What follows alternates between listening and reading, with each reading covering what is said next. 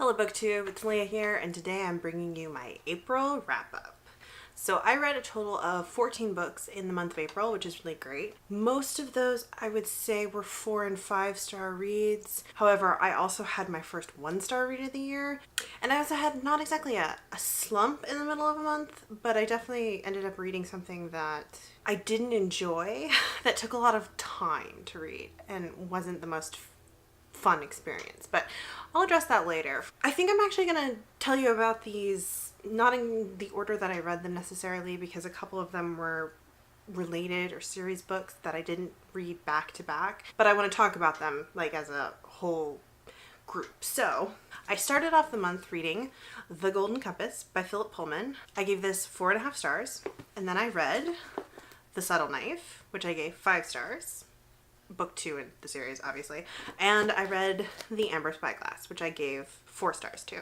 This trilogy was on my most anticipated reads of 2017, books I needed to get to in 2017. I'm really glad that I finally read all of these. And obviously by my ratings, you can tell I quite liked them.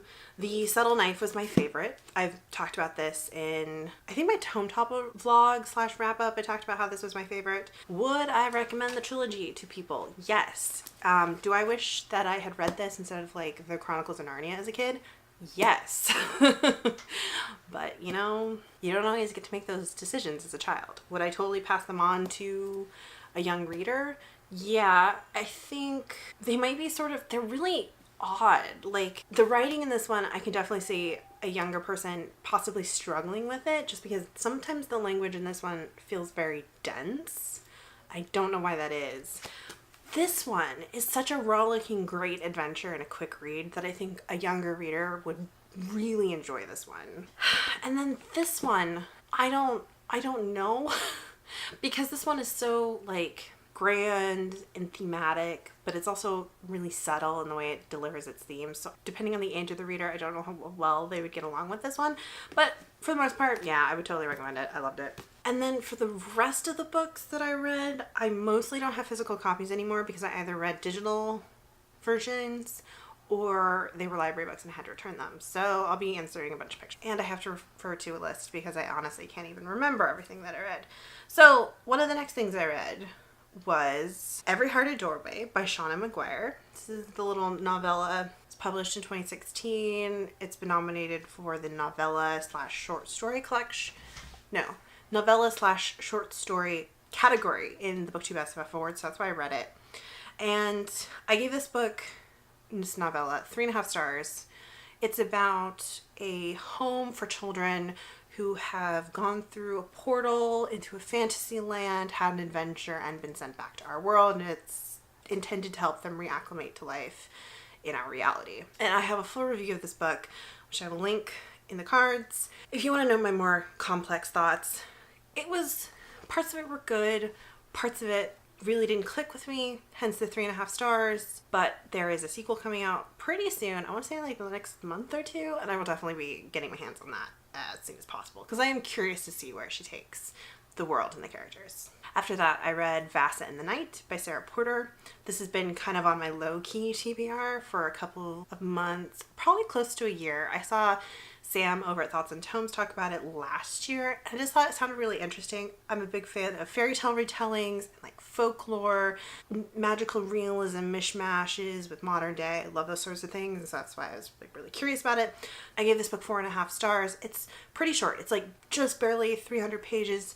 It's a YA. It's about a modern Brooklyn where various Baba Yagas have set up chain stores that are literal convenience stores that live on chicken feet and dance around in the night. And the Baba Yagas have captured a part of the night, and they have imprisoned it, and they are controlling it in an attempt to make the night last longer so that their store is the only thing open, so that people have to come to their store, and then when people are in their store, they trick them into stealing so that she can cut off their heads. The protagonist, Vasa, is kind of dared by a sister that she has a bad relationship with into going to one of the Baba Yaga stores in the middle of the night and while she's there, she thwarts Baba Yaga's attempt to take her head, but in return she has to agree to work there for 3 nights. And it's a retelling of the Vasilisa story of Baba Yaga. Baba Yaga presents her with impossible tasks, and she has to try to complete them so that she doesn't die. Again, I have a full review of this with all my thoughts. I will link it above. It's a lot of fun if you like fairy tale retellings. Okay, the next thing I read was A Gathering of Shadows by V.E. Schwab. So this is the second book in her trilogy. Is it the Darkest Shade of Magic trilogy? I have no idea what the trilogy's called, but I mean, who on BookTube hasn't been reading these, right? So this book, again, has been nominated in the adult category at the BookTube SFF Awards. That's why I picked it up. I gave it 4 stars. I think I gave the first one 4 stars too. For the most part, I liked this book. I thought it started off really strong. There were a couple character choices that I didn't really agree with. I'm really waiting to make a final judgment about it once I read the complete trilogy. But if you're looking for like an easy fantasy series, I would definitely recommend it because it's really easy to read. Then, after that, I read Saga Volume 6, which I have a complete review of my thoughts on Saga Volumes 1 through 6. I will link that above. It's a sci-fi graphic novel series about warring factions and 2 people from opposing factions falling in love, having a child, and being chased across the galaxy while their government tried to kill them. And that's basically all it's about. I gave Volume 6 a 4. I would say 4 for the art, 3.5 for the story. The story definitely feels like it's kind of been lagging in the last couple issues just because it feels a little directionless. I don't know where it's going, but I go into this in more detail in the review. So if you're really interested in my thoughts on that, check that out. And then after that, I got a short story from NetGalley as an ARC. That was called Witch and Prince by Cassandra Lee, I believe is the author's name. And unfortunately, this was my first 1 star of the entire year. So I picked this up because it's supposed to be like little cutesy fairy tale retelling short story. And at the time, I had just finished reading 2 500-page books, and I really just wanted something short. I love fairy tale retellings. So short story fairy tale retelling, perfect. It also had a beautiful cover, you know? So I have a full review written up on Goodreads because this was an ARC. So I'll link that review down below if you want to read like my really long form thoughts on this. Basically, I gave it 1 star. The writing was horrible. It really needed some like developmental editing work because there were a lot of like mixed metaphors.